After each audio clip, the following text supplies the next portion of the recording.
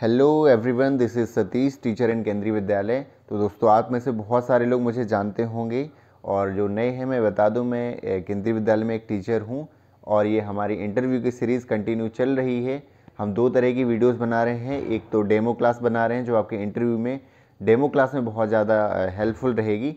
दूसरी इंटरव्यू की सीरीज़ हमारी चल रही है। हमने एक दो टीचर्स के इंटरव्यू एक्सपीरियंस भी शेयर करवाए हैं। मैंने खुद का भी इंटरव्यू एक्सपीरियंस एक वीडियो में शेयर किया हुआ है और भी मैंने काफ़ी हेल्पफुल आपके इंटरव्यू से रिलेटेड क्वेश्चन आंसर की एक वीडियो बनाई हुई है। तो इस तरह से काफ़ी लगभग हमने 7-8 वीडियो बना चुके हैं। तो वो वीडियो भी बहुत ही इंपॉर्टेंट है आप लोगों के लिए। यदि आपने नहीं देखी है तो please check out the videos, आपके लिए बहुत ज़्यादा हेल्पफुल रहेंगी।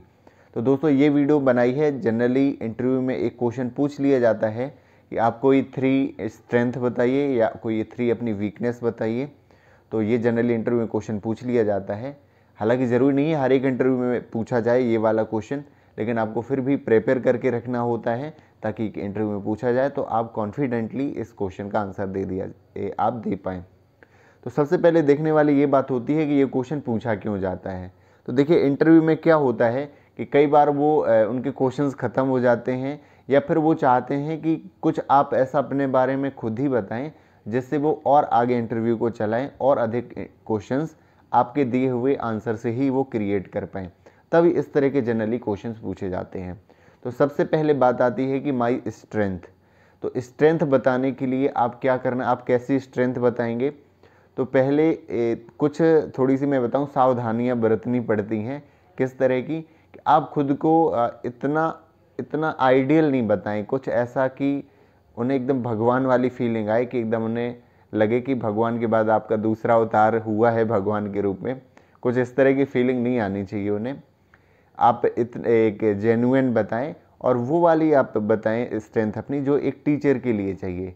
तो आपके लिए मैंने बताया था कि टीचर की क्या क्वालिटीज़ होनी चाहिए। पुरानी वीडियोज़ में बताया था कि टीचर एक रिस्पॉन्सिबल होता है, उसमें पेशेंस होता है, एक गुड कम्युनिकेटर होता है ना, एक क्रिएटिव भी होता है।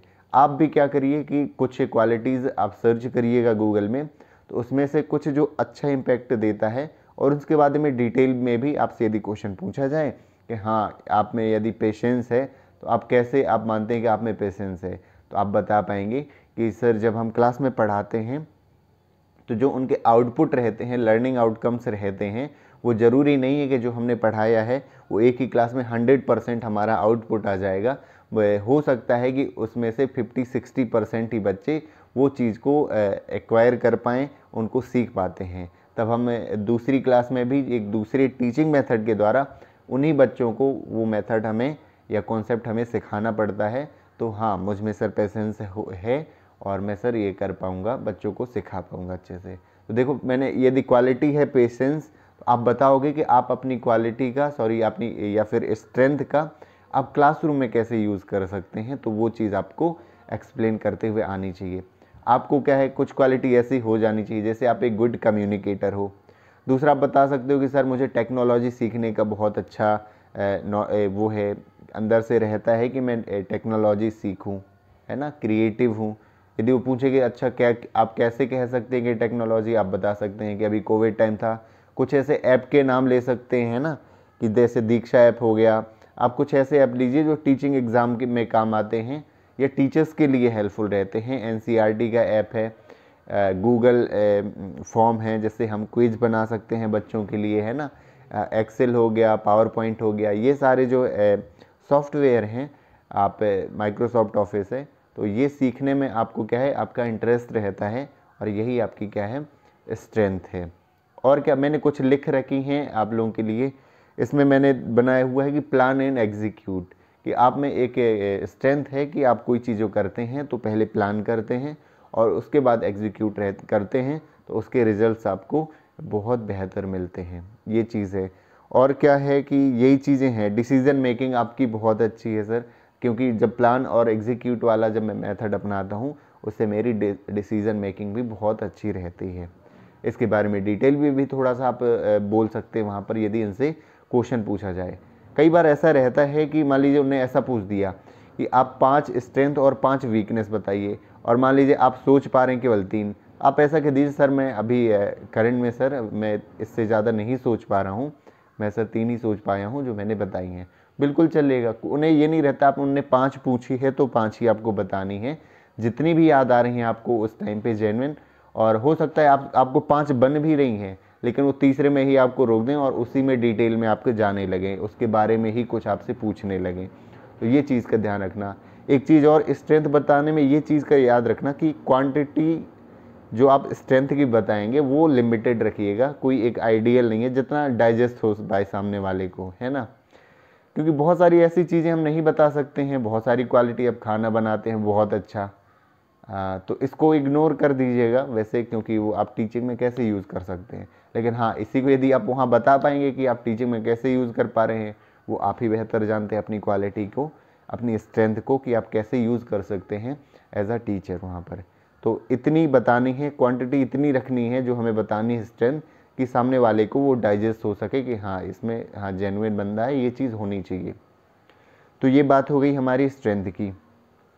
बात आई हमारी वीकनेस की। तो देखो जनरली मेन यहीं पे फंसते हैं लोग। स्ट्रेंथ तो हर कोई बता देगा, लेकिन जो वीकनेस वाला पॉइंट होता है, अपने बारे में कोई वीकनेस कैसे बता सकता है, लेकिन हमें वहाँ बतानी होती हैं। तो पहली चीज़ जो है, वीकनेस में इतना अपन को फ्रेंडली नहीं हो जाना है कि जेन्युइन जो वीकनेस है वो हम बता दें और वहाँ पर हम पर ही वो भारी पड़ जाए, है ना। क्योंकि सारी वीकनेस हम नहीं बता सकते, बहुत नेगेटिव इफेक्ट भी इम्पैक्ट जा सकता है। जैसे कुछ चीज़ें, जैसे मैंने लिख रखा है इलीगलिटी, जो है जो इलीगल चीज़ें हैं। जैसे मान लो कि आप कह दो कि सर मैं हेलमेट लगाना चाहता हूँ लेकिन मैं लगा नहीं पाता हूँ, तो देखो इसमें आप फंस जाओगे। ऐसे ऐसे क्वेश्चन पूछे जाएंगे वहाँ पर कि आप संभाल नहीं पाओगे कि कौन सी धारा लगती है, इस तरह के क्वेश्चन हो सकते हैं। कुछ ऐसे नहीं आप बताएंगे क्योंकि आपके कैरेक्टर पर कुछ सवाल उठने लगे, है ना। आप ऐसा नहीं बताएंगे कि आप सर मैं स्मोकिंग करता हूँ और मैं छोड़ना चाहता हूँ और जल्दी छोड़ दूँगा। या ये भी नहीं आप कह सकते कि सर मैं पहले जो है स्मोकिंग करता था और मैंने छोड़ भी दी है। नहीं बता सकते हैं। ऐसे ऐसे क्वेश्चन वहाँ पूछे जाएंगे, आप नहीं संभाल पाएंगे उन क्वेश्चंस को।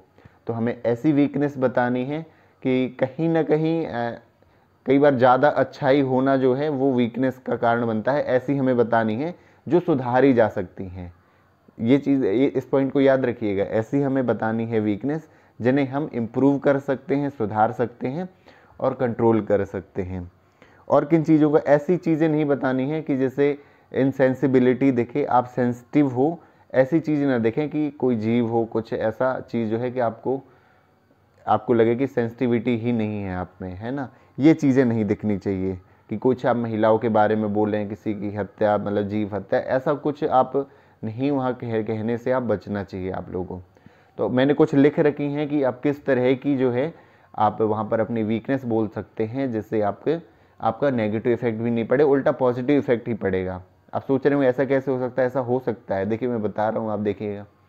तो पहली वीकनेस एक बता सकते हैं कि आप किसी को ना नहीं कह पाते हैं। पर मैं कोशिश कर रहा हूँ सर कि जिन चीज़ों में मैं ना कर पाऊँ, जिसके लिए मैं नहीं करना चाहता, जो चीज़ लीगल नहीं है, तो ये देखो एक थोड़ा सा अच्छा इफेक्ट पड़ेगा। आप बता भी रहे हो कि सर मैं इसे इम्प्रूव भी कर रहा हूँ, कि आप कोई काम करने के लिए कह रहा है आपसे, आप ना नहीं कह पाते हैं, क्योंकि केवी को तो इससे फ़ायदा ही होगा ना, आप कोई वर्क दिया जा रहा है ना। तो एक ये हो गई आपकी वीकनेस कि आप नो नहीं कह पाते हो किसी सामने वाले को, ठीक है।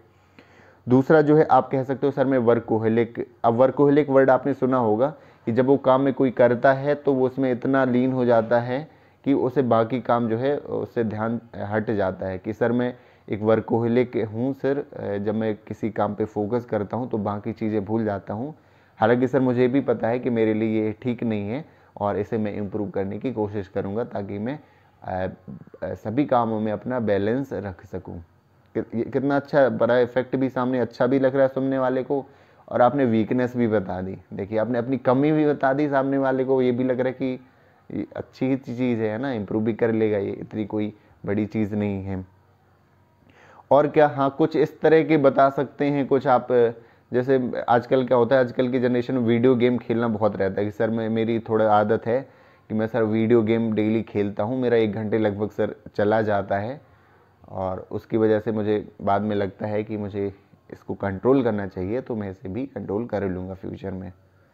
इतनी बड़ी बात नहीं है, वीडियो गेम आप खेल रहे हैं, आप तरह तरह के आ रहे हैं कि 1 घंटे आप दे भी दे रहे हैं, तो इससे क्या प्रॉब्लम होनी चाहिए, है ना, कोई दिक्कत नहीं होगी। आपने ये भी बता दिया, और इतनी बता सकते हैं, मैंने इतनी लिखी हुई हैं। बाकी चीज़ें क्या है, और भी आपको सोच सकते हैं, आप सर्च कर लीजिए इंटरनेट पे, जो मैंने अभी मुझे लगता है कि ये बतानी चाहिए तो वो मैंने बता दी हैं। तो ये आपकी क्या हो गई, ये आपकी स्ट्रेंथ और वीकनेस हो गई। आपसे और नहीं आप वहाँ पे सोच पा रहे हैं, आप ये बता सर मैं बाकी अभी नहीं सोच पा रहा हूँ कि सर मैं अपने बारे में असेस नहीं कर पा रहा हूँ कि मेरे बारे में और कौन कौन सी वीकनेस है। जितनी है सर मैंने आपको अभी बता दी हैं। तो ये जो है आपका अच्छा जाएगा, आपने अच्छे से एक्सप्रेस कर दी अपनी चीज़ों को जो आप बताना चाहते हैं एक अच्छे वे में। तो ये हो गई स्ट्रेंथ और वीकनेस का। तो मैं चाहता हूँ एक क्वेश्चन आपका एक और ले लूँ। जनरली क्वेश्चन पूछा जाता है कि केवी के लोगों के बारे में। लोगो आपने देखा होगा केंद्रीय विद्यालय का, मैं वीडियो एडिटिंग के टाइम में भी अपने साइड में इधर या इधर लगा दूंगा एक लोगो, जिससे आपको दिखेगा मैं जो आपको बोलूँगा। तो यदि वो पूछे कि केवीएस के लोगों के बारे में बताइए, आपने देखा है वो क्या डिनोट करता है, उसका क्या सिद्धांत है ना, उसका क्या अर्थ है, तो आप बताएंगे सर कि केवी का लोगो रिसेंट में 2000 लेटेस्ट जो 14 में जो चेंज हुआ है, चेंज ये हुआ कि बीच में वो 50 वर्ष लिखा था वो ही चेंज हुआ है। अब आप बताएंगे लोगो किस तरह का है। तो सर ऊपर जो है, ऊपर बताया गया है कि जैसे उगता हुआ सूर्य की किरणें रहती हैं, तो चारों ओर उगता हुआ सूर्य की किरणें हैं। उसके नीचे सर जो खुली हुई किताब का प्रतीक है, चिन्ह है, या फिर वो एक उड़ते हुए पक्षी को भी तो केवी का जो लोगो है वो एक किताब को भी शो करता है, खुली हुई किताब को, और दूसरा उड़ते हुए जो बर्ड्स हैं उनको भी वो शो करता है। और उसके नीचे एक लाइन लिखी हुई है, तत्त्वम पूषण अपावरणो।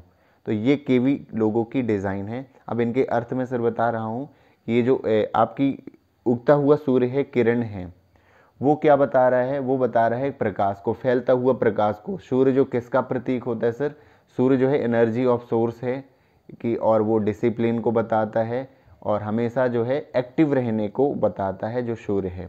नीचे जो खुली हुई किताब है वो एक साक्षरता को, ज्ञान को, सूचना को प्रदर्शित करता है ना, एक इन्फॉर्मेशन को, नॉलेज को शो करता है।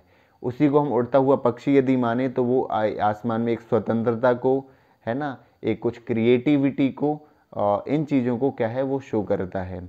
उसके नीचे जो लिखी हुई लाइन है, तत्त्वम पूषण अपावरणो, ये एक उपनिषद से लिया हुआ श्लोक का एक पार्ट है, एक श्लोक है उसका एक पार्ट लिया गया है, तत्त्वम पूषण अपावरणो, जिसके शब्दों के अर्थ इस तरह हैं।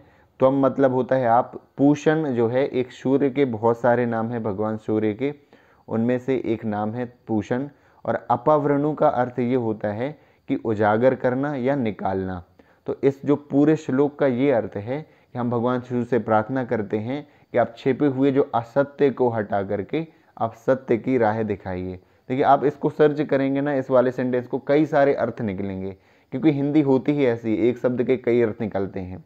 कई जगह आपको ये मिल जाएगा कि हम भगवान शिव से ये प्रार्थना करते हैं कि अंधकार को हटा करके हमें सत्य का रास्ता दिखाइए, ये भी सही है और यही चीज़ है। तो ये इसका अर्थ हो गया। तो आपसे यदि केवीएस के लोगों के बारे में पूछा जाता है कि लोगो जो है क्या अर्थ है उसका, किस तरह का डिज़ाइन है, तो आप बता सकते हैं।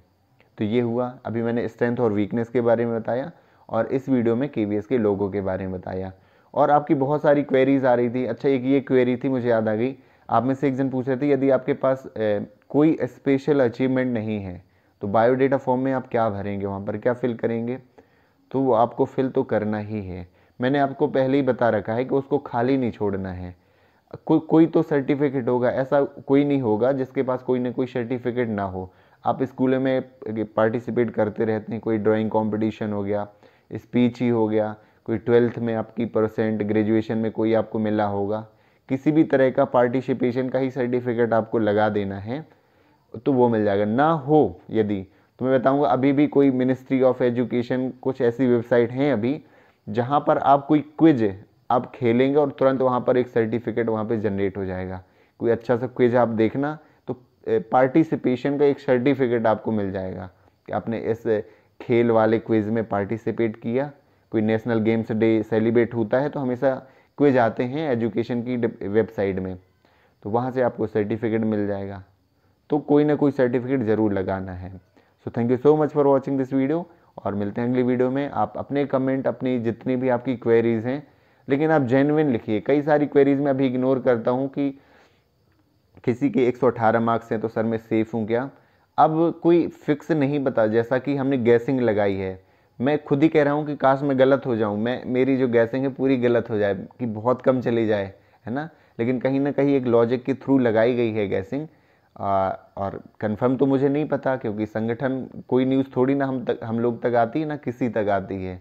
तो जो कट ऑफ आएगी उसी के अकॉर्डिंग हमें जो है इंटरव्यू के लिए सिलेक्ट होंगे। और हम तैयारी इसलिए कर रहे हैं क्योंकि केवीएस आपको पता है टाइम कितना कम देता है ना। तो मैं खुद ही चाहता हूँ कि कट ऑफ जो है काफ़ी कम जाए, ताकि आप ज़्यादा से ज़्यादा लोग इंटरव्यू में पार्टिसिपेट करें, आप लोग भी पार्टिसिपेट करो जिसके कम मार्क्स हैं, है ना।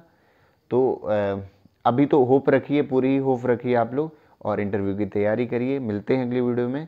Thank you so much for watching this video.